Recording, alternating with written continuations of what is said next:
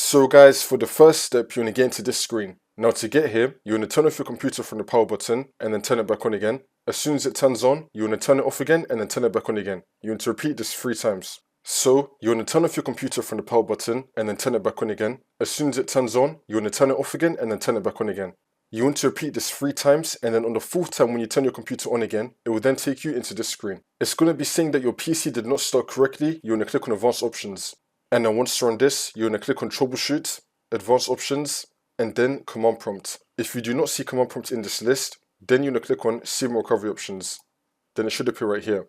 So you want to click on Command Prompt, and now this will come up.